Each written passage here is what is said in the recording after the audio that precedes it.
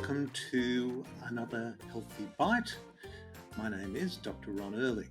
I'd like to, before I start, acknowledge the traditional custodians of the land on which I am recording this podcast, the Gadigal people of the Eora Nation, and pay my respects to their elders past, present and emerging.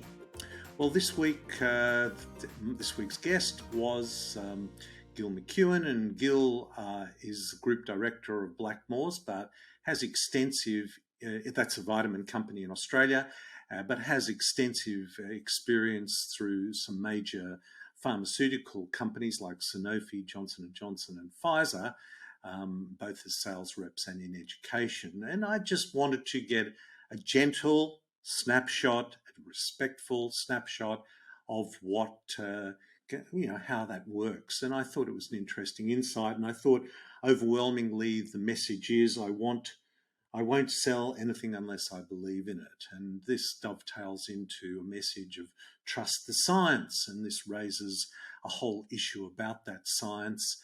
And that's what I really wanted to deal with today, because one of the things that has surprised me, frustrated me, shocked me, befuddled me, I can't even think of the words to describe it sometimes, is our response to this pandemic. When it started, I thought, okay, we've got a virus, but we really don't know its virulence, and so it's appropriate that we should be cautious.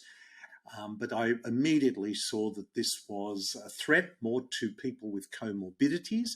I think the statistics I'll share with you later kind of confirm that. People with comorbidities are by far the major, those people that suffer potentially from the complications of or die from this virus. And sadly, there are a lot of comorbidities out there in the world. Remember, comorbidities are cardiovascular disease, cancer, diabetes, autoimmune conditions, that is the body attacking itself. There are over almost 100 autoimmune conditions. There is also obesity, of course, also makes you more susceptible. So comorbidities are a real and present danger. And so it's an opportunity for us to reflect and focus on improving immune function. But we've heard none of that. Although at the end of this, I will share with you world first advice coming from a government. But I'm getting ahead of myself because I just have not been able to understand the level of discourse or lack of discourse that's going on. The fact that vaccinations are the only solution, apparently. And look, vaccinations have played an important role through human history in health. There's no doubt about that. I was at school at a time when there were kids in my class with calipers because they suffered from polio. Well, polio is no longer a problem. Smallpox, cholera, measles, mumps, rubella. These are all that have responded well to vaccines, and we know vaccines are relatively safe because the type of modality that has gone on for the last 40 or 50 years is one of a system of either protein or a viral vector which has been injected, and that allows the body to launch an immune response. And those proteins and viral vectors float around in our bloodstream.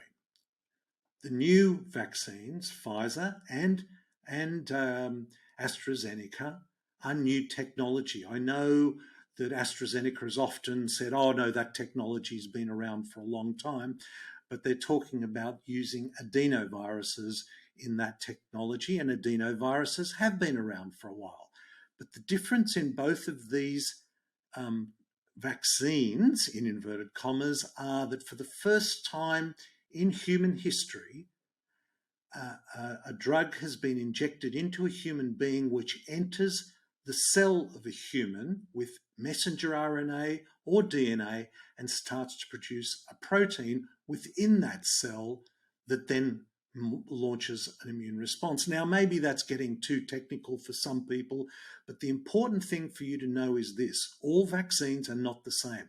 They have been up until this point, but this is new. So when we have a new technology, it stands to reason that there should be open and honest debate about its efficacy and its side effects.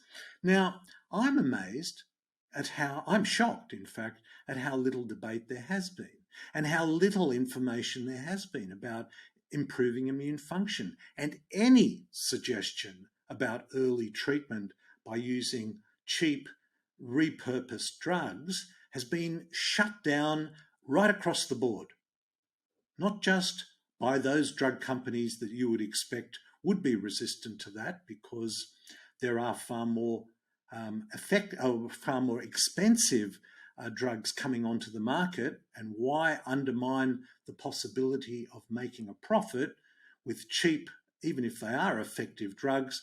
Far better to demonize them and shut down all discussion about it.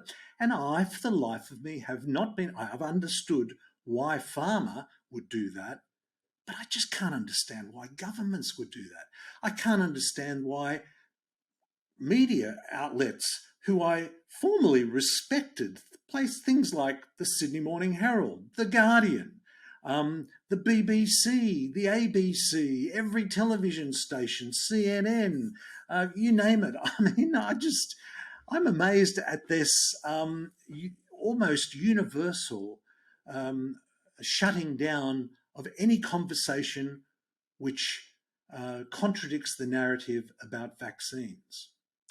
So I wanted to share with you a couple of things that I've come across in the last few days and week or so that kind of sheds a lot of light onto this story, and they may not seem connected, but they most definitely are. The first one was a great discussion I heard on the Joe Rogan podcast, which is now on Spotify, and not that Joe Rogan needs me to do advertisements for him, but I do enjoy listening to him sometimes. I mean, I find the 3 to 4 hour snippets, the 3 to 4 hour episodes challenging. I do, as a podcaster, marvel at them, at his ability in the art of conversation. And I think that's really what it's all about. And one of the latest episodes was this one with, where was it? It was with, here.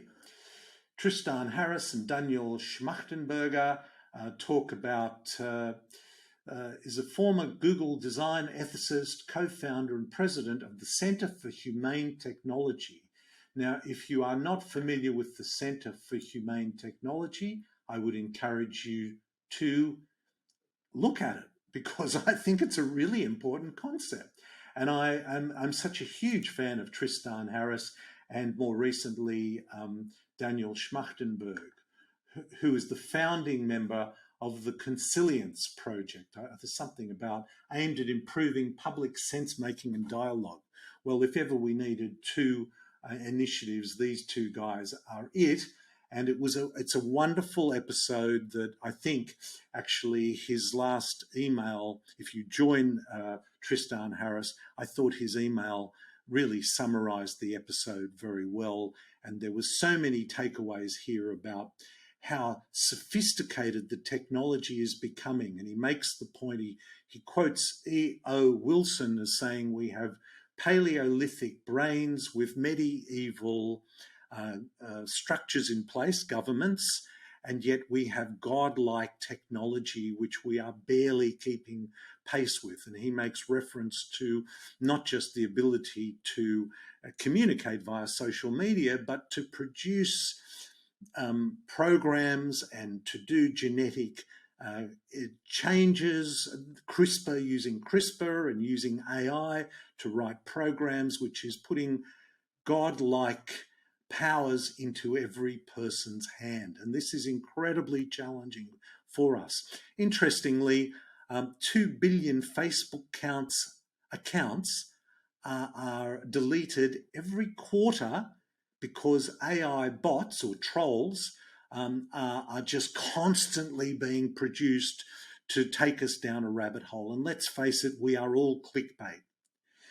While the internet is free, we sacrifice data, and our data provides social media companies with more and more knowledge about us, which puts up ads, which draws us into a whole cycle of purchasing, creating fear, division, and then retail therapy seems like a great outlet. And you only have to look at the redistribution of wealth during the time of this pandemic, which I'll come to later, as an example of how this business model works. So I thought that was really interesting to lay the foundations and articulate something which I know is happening. You only have to look at how polarized the world has become and to understand that. And we need to be aware of that more than ever before. When it gets to the point that artificial intelligence knows us better than we know ourselves, that's a dangerous situation to be in. And it certainly does. I mean, it remembers everything I've ever purchased. It remembers every photo I've ever taken, wherever I've ever been, every film I've ever seen or bought online, or viewed online. AI already knows so much more about me than probably I know about myself. So this is why knowing yourself has never been more important in human history. But I digress. So then I listened to another wonderful, here I am advertising different podcasts, but hey, what the hell, this is all about improving communication. And Russell Brand is quite a force intellectually, and he has 4.5 million followers. I'd love to have 4.5 million followers. In fact, I'm inspired by guys like that. So he recently did a post which looked at, or which discussed this very important topic, and that sheds some light onto what why this is such a coordinated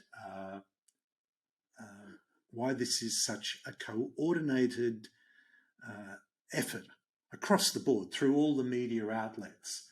And let me just open up. Here we go. Here we go. Revealed.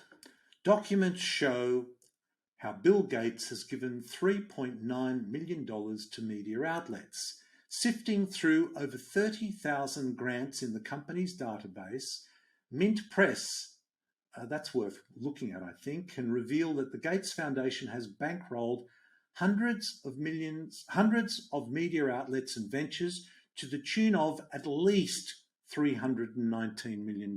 Now, as you read through this, and if you are looking at this on YouTube, you might want to pause it at various points. But, I mentioned to you that when I see media outlets that I trust, or used to trust, receiving $12,951,391 as an example, The Guardian and Guardian.org. The Conversation, wow, there's another, I hope, I'm not sure, I can't believe that's the Conversation in Australia, but maybe it is. Le Monde, BBC, CNN, the Daily Telegraph, Financial Times, Punch, Minnesota Public Radio, PBS, and then there are other ventures which, this is about training journalists for the future, International Center for Journalists, the Pulitzer Center for Crisis Reporting. This influence is unbelievable. Well, perhaps not. John Hopkins, the keepers of COVID data, by the way, John Hopkins, University of California, Berkeley, Rhodes University, European Journalists Center, $20 million. It goes on. A New America, the Sesame Workshop. Gee, I hope that's not Sesame Street. And it goes on, and a lot more, 314. It even goes into the fact, and how's this, that programming that Gates has intervened with to change storylines in popular shows like ER and Law and Order, SUV.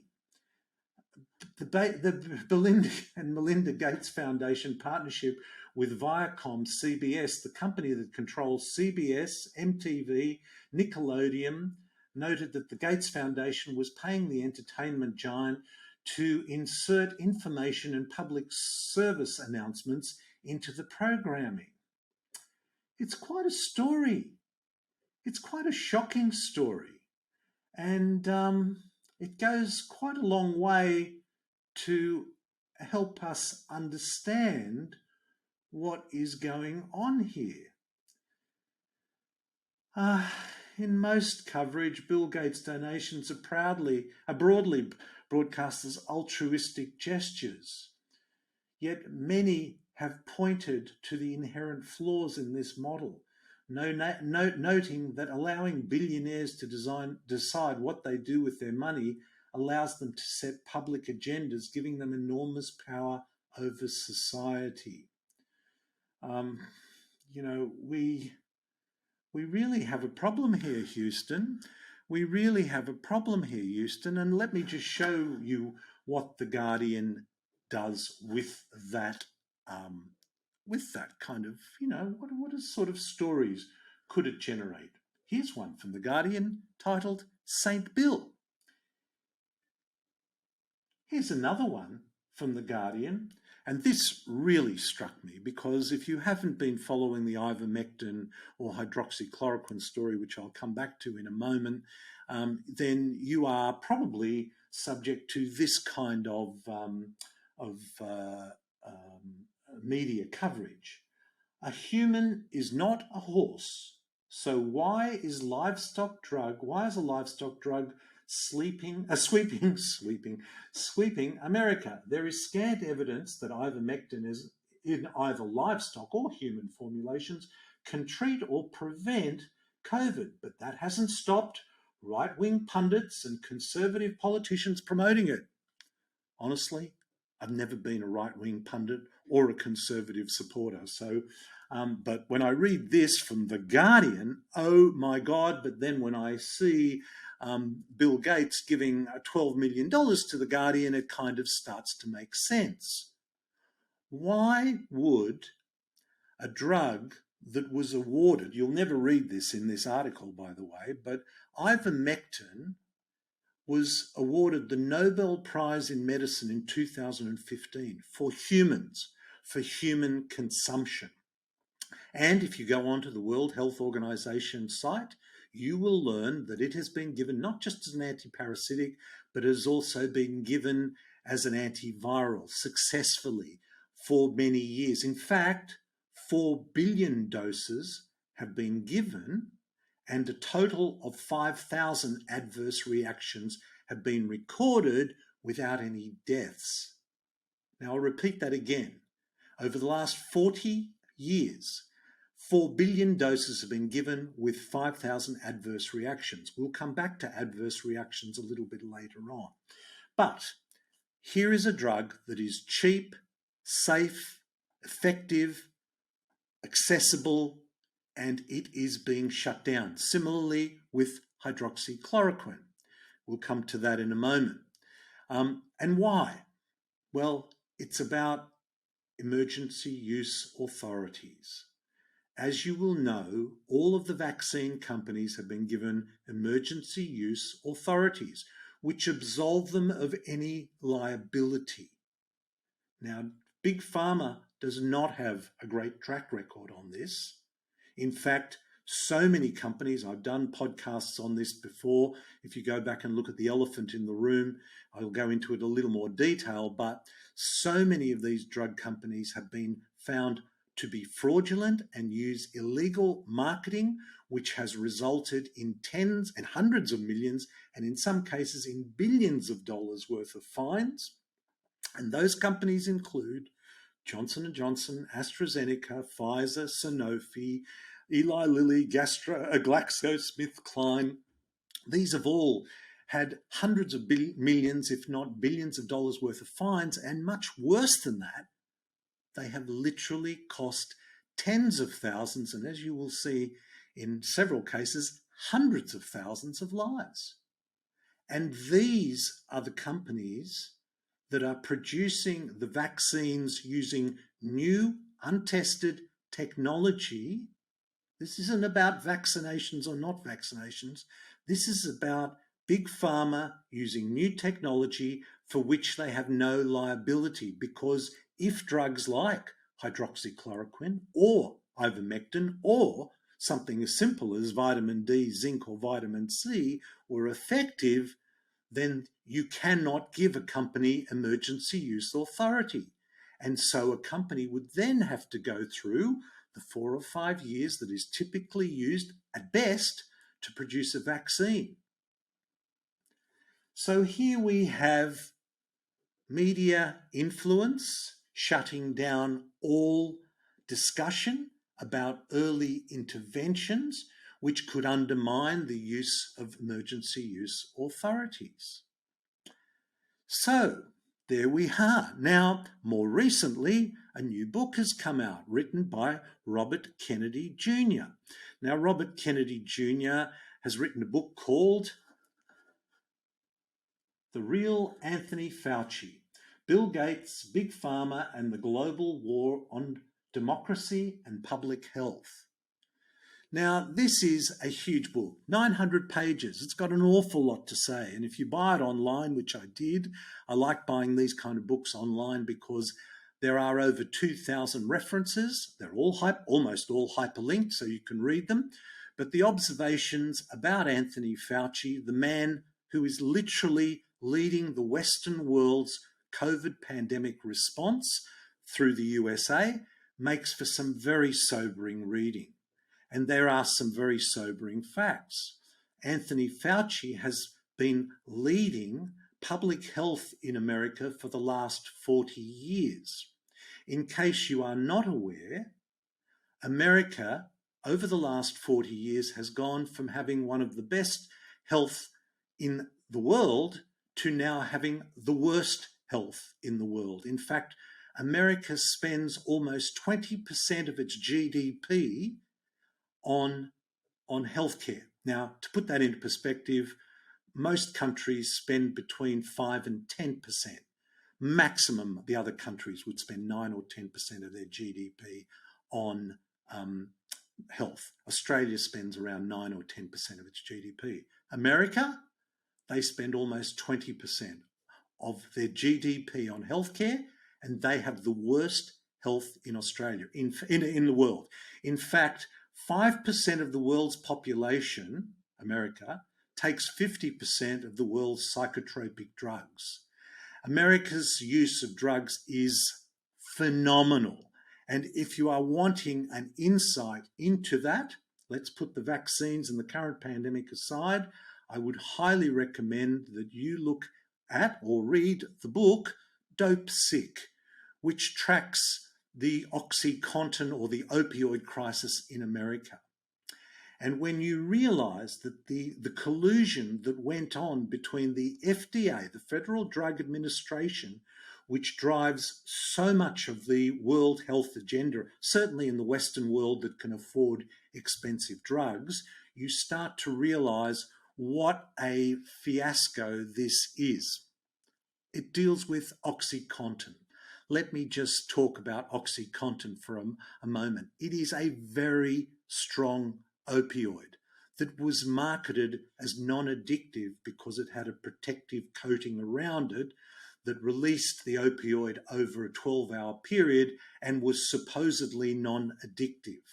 Now, almost every doctor knows that opioids are very addictive. So this was a huge surprise.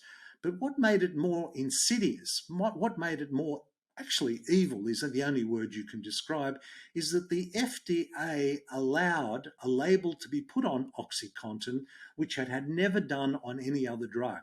On that strong opioid drug was written, "This drug is not addictive." This drug is not addictive. And interestingly, I mean, it most certainly was addictive, and it was released in the late 90s. It was eventually, I think it was revealed in around the mid-2000s. The company Purdue was fined hundreds of millions of dollars, and eventually the family that owns Purdue, which I think has now been shut down, has paid $4 or $5 or $6 or even $8 billion in compensation. It has 13, 14, $15 billion in assets, so really a minor marketing problem. But much, much worse than that is that literally at least 500,000 people died because of it, and right up until last year, this opioid crisis is still going on in America. And the FDA put a label on it, allowed OxyContin, Purdue, the manufacturers, to put a label on it which said this drug was not addictive, even though it most clearly was. And the executive at the FDA who approved that left shortly after the approval was given, left the FDA and joined Purdue, the company, as a senior executive on a very high salary. Now, what's also interesting about this story is that it also, in order to fight the obvious, which was this drug is addictive, it invented a new term called pseudo addiction. And this will give you an example of how mainstream media gets swept up in this trust the science idea. Because ultimately, when we say trust the science, that's a great concept, but trust the science isn't necessarily that trustworthy when the regulatory bodies and the companies are colluding and our best interest is not at the top of the agenda. So a story was developed called Pseudo Science, and it gained almost Pseudo Addiction, and it gained almost universal acceptance to overcome the fact that it actually was very addictive. And it was embraced right across the medical community. Regulatory bodies, the FDA, it even got into the journals. Time magazine ran a program on it. One of the two most respected journals, Nature and Scientific America, said the article was well referenced in the New England Journal of Medicine about pseudoscience. Well, when the investigation was mounted to find the article, which you might have thought people would have read, they couldn't find the article in the New England Journal of Medicine, the article that had been constantly referenced. And it turned out that the article wasn't an article, it was actually a 5-line letter to the editor of a clinician who was proposing that in some instances that addiction may not be everything it's supposed to be. And that was the full extent of the trusting the science. So I mention that to you because when you look at influence and you look at collusion and you look at how we all want to trust the science, it's not quite as straightforward as that. Look, this is not a conspiracy. This is just business. It's the business of everything. It's the business not just of healthcare, it's the business of social media. It's the business of data collection to get a better target for online marketing and ultimately for sales.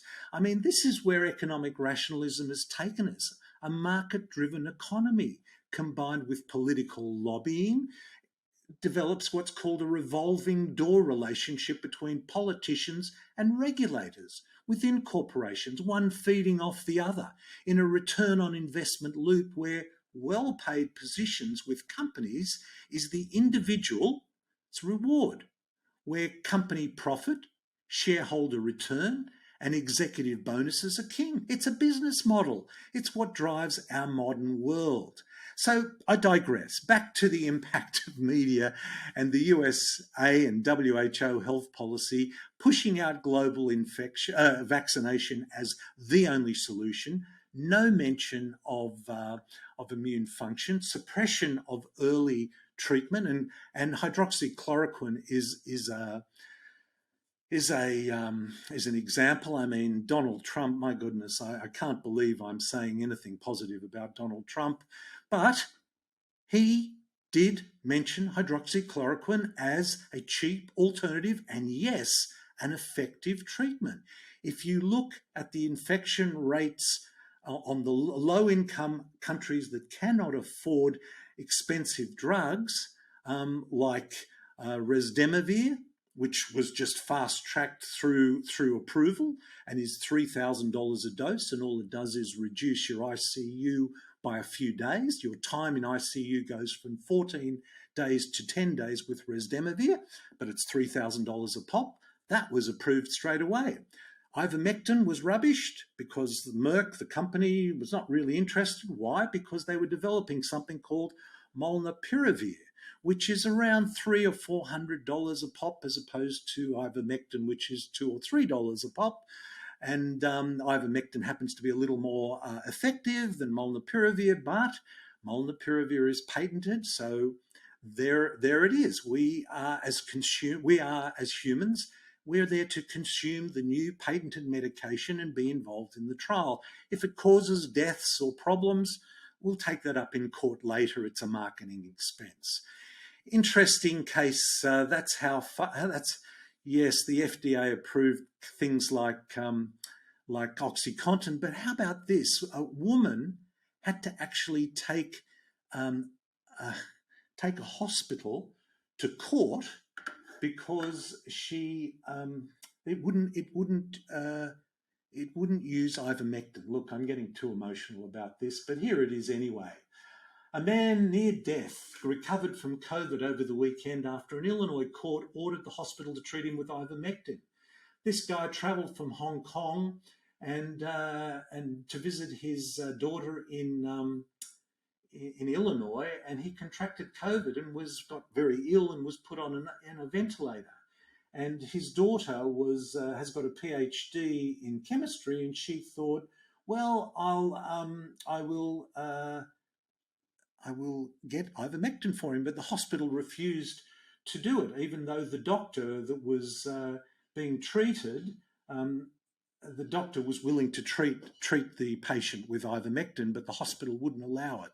So the woman literally had to take the hospital to court to allow them to give ivermectin. Now, this guy is dying on a ventilator. Nothing else is going to happen.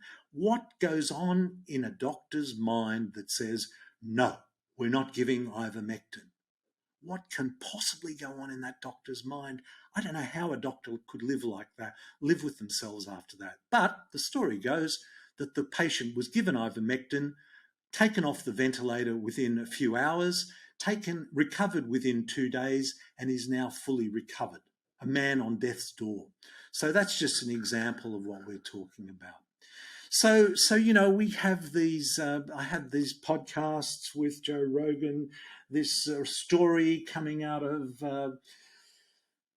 about Bill Gates, which makes a whole lot more sense to me now about why main media is so against. The narrative is so uniform across the board, and any discussion about alternatives is shut down.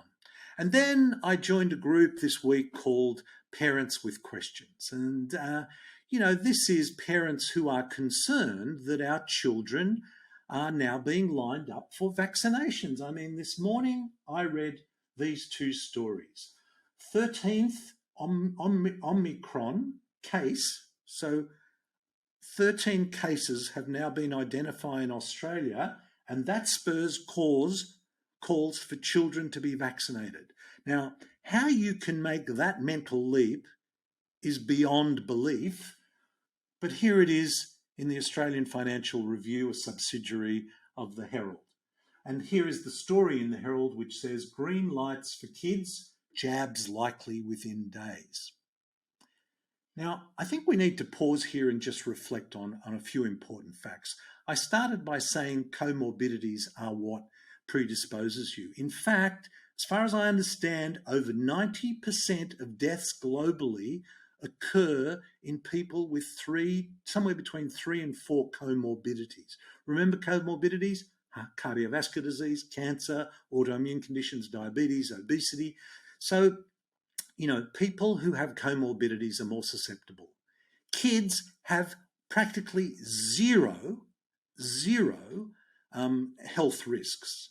I mean, in my own family, my daughter was expecting her 3rd child just a few weeks ago, and it was a planned Caesar for various reasons. And my son-in-law who was on the Novavax trial hadn't been vaccinated, but they were all very healthy because they've been preparing for this pregnancy and they've been supported immune function, etc., etc. Everything was going swimmingly, but they went to my 6-year-old granddaughter went to a tennis camp, and she was told she was a close contact with somebody who had COVID, so they tested, and it turned out the whole family had COVID. This was the night before they were going in for a cesarean.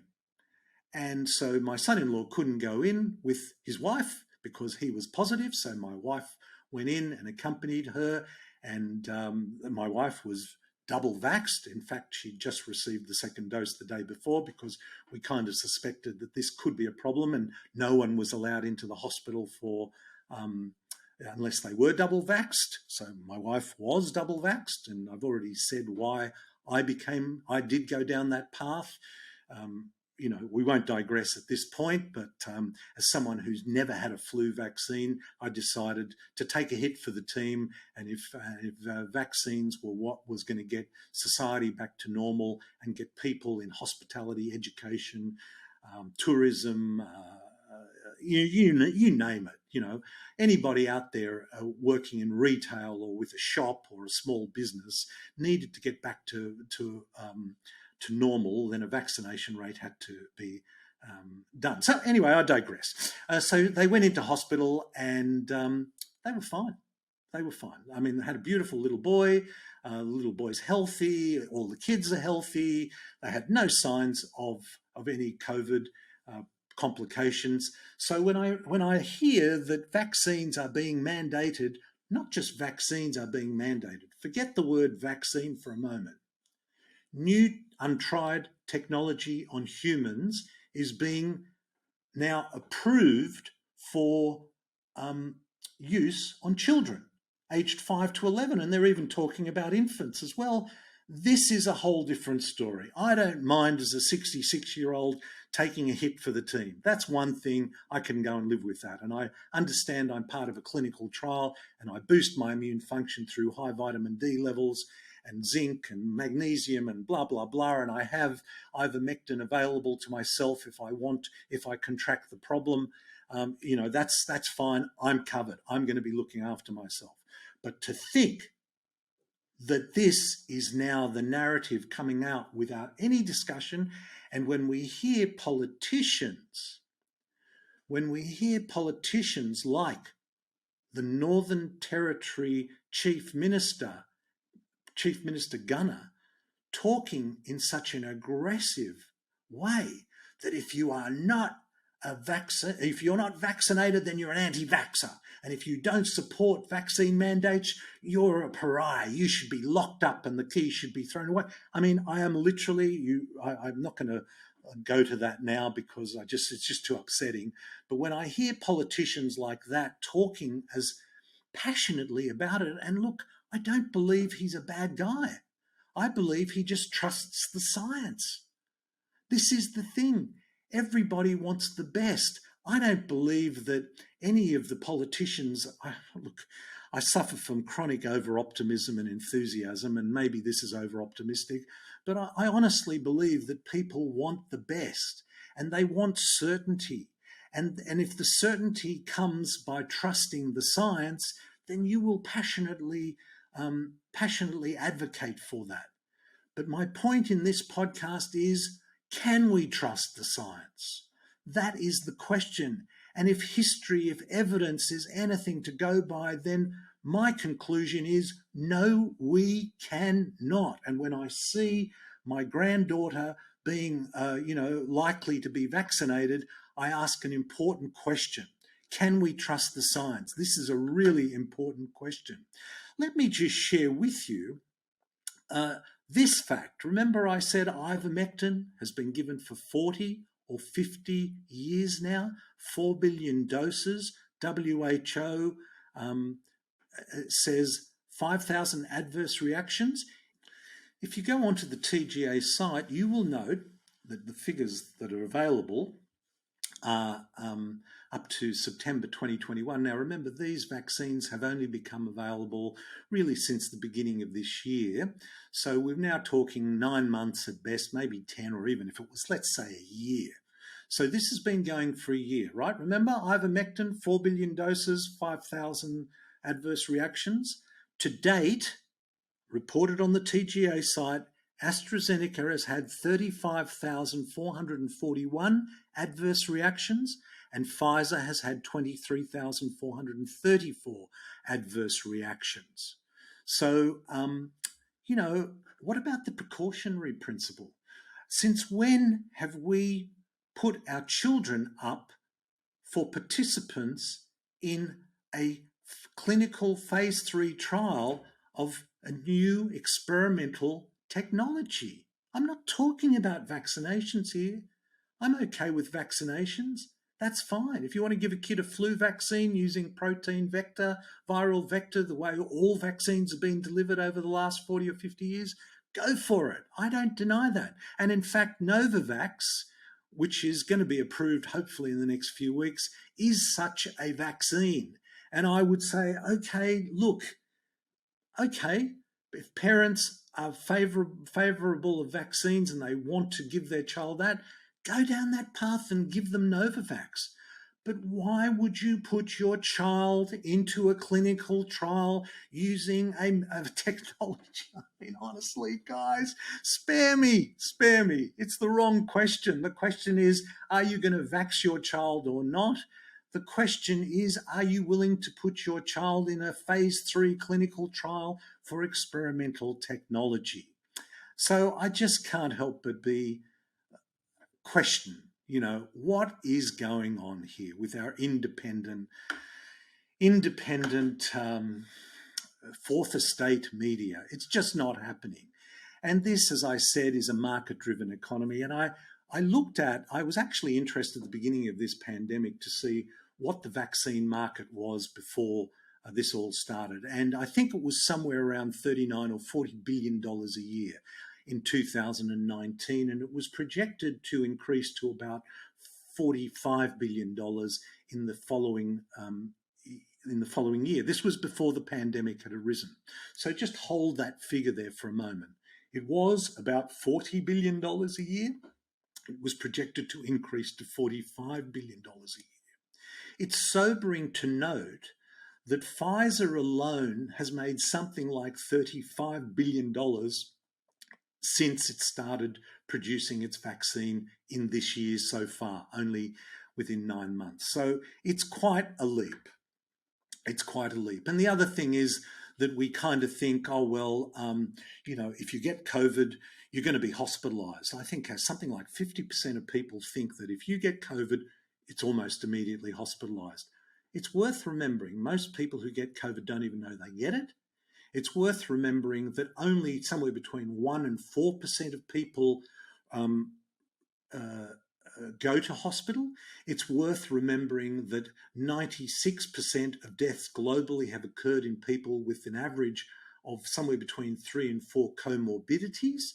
It's worth remembering that children have almost zero effect of COVID.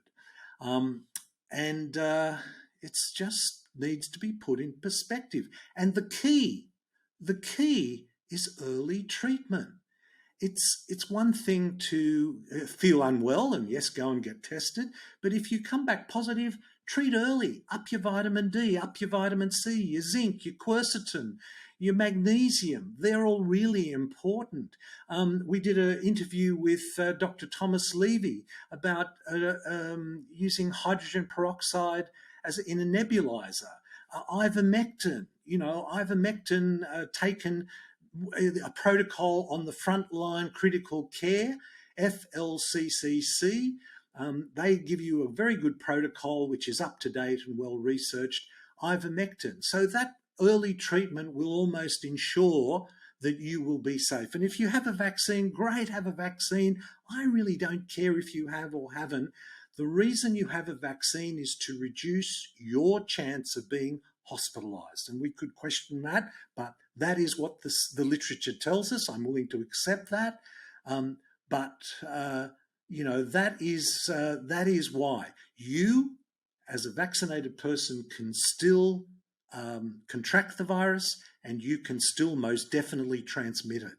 So that's very important. We know we love certainty. Look, the number one priority, if the number one priority was really public health, we would be promoting good immunity. So how about this for a website? Now, this is the Australian government website, and I'm going to share with you some really breaking news here. Can you boost, this is Health Direct, free Australian health advice you can count on. Can you boost your immune system against COVID? This was, do vitamin pills work? No, they do not. It's much better to get all your nutrients from a balanced diet. Well, good luck with that. Vitamin D is a waste of time. Vitamin C is a waste of time. It'll just is water soluble, and it means, while it means it's not lethal, you'll literally go down the toilet. And what do they say about vitamin D? One of the most important vitamins to keep you out of ICU and keep you healthy. Vitamin D, in fact, can be toxic. So get more sleep, I agree with that. Clean your phone, very important, and don't feel anxious. And this is endorsed by every state government in Australia, every state government and federal government in Australia. So when you look at Bill Gates' media influence, helping journalists be trained, making sure that ads appear in various platforms, interfering even with programming of ER and Law and Order. I mean, one can only imagine. So what about that? BBC. Oh, BBC was also they also got some, oh, hang on, no, I'm running ahead of myself. BBC, that's the Australian government one. Here we are, BBC. Can boosting your immune system protect you? Forget kombucha and trendy vitamin supplements. They're nothing more than magic potions for the modern age. So do you need to read any more than that? And also, it's just a shocker. It's a shocker. But I wanted to share with you this world first. As far as I'm aware, this is the first government directive which is promoting a message, healthier you. Where is it coming from? Florida Health. Florida's innovative response includes statewide and grassroots initiative to educate on the treatment and prevention of COVID-19. This is a world first breakthrough, folks. I'm bringing it to you hot off the press, because what are they suggesting? Zinc, vitamin D, vitamin C, quercetin, which improves your uptake of zinc.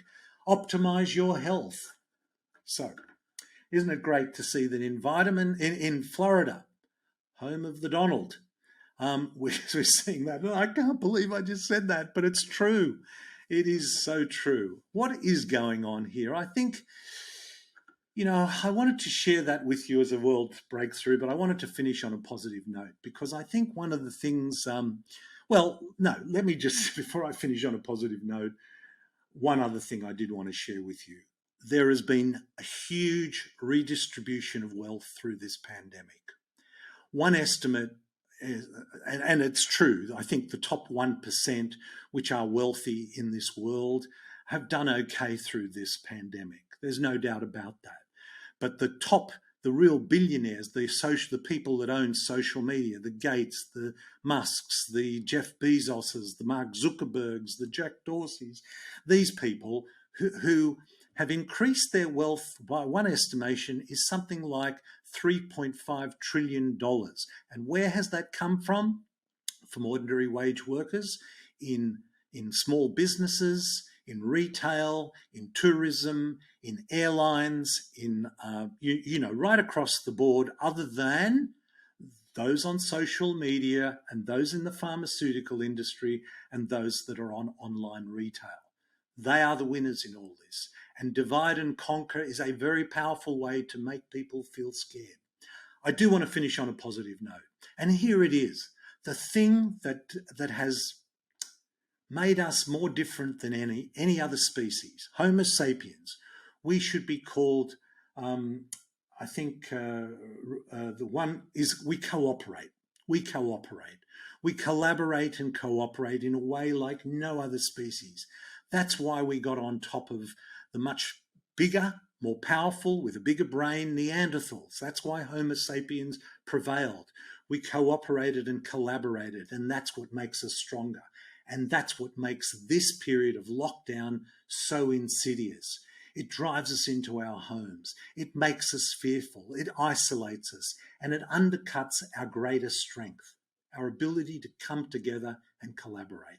And I believe when we get back out there in the real world, we're going to reflect in 6 months' time and think, wow, was that a crazy time? And no one's going to be interested as to whether you're vaccinated or not, because no one will want to talk about it, because being together and being one is so much more important to our overall well-being, socially, emotionally, physically, and financially. Maybe not for the trillionaires. They're now trillionaires. Not maybe for the billionaires and trillionaires, but for the other 99.98% of us that just want to get on with life and be together and enjoy life. And for an individual, here's the message that pervades everything we do on this podcast. Control what you can control, and there is so much you can control. As the world we live in becomes increasingly more complex, it's our belief on this Unstress podcast and Healthy Bites that while the world becomes more complex, the solutions are remarkably simple, accessible, achievable, and cheap and effective.